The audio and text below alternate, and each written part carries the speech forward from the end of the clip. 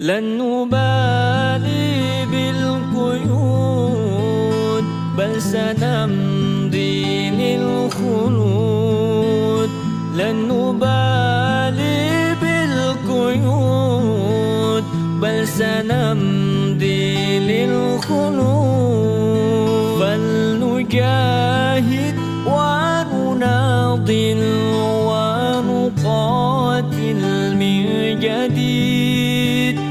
غرباء هكذا الأحرار في الدنيا العبيد. إن تسل عنا فإنا لا نبالي بالطغاة. نحن جند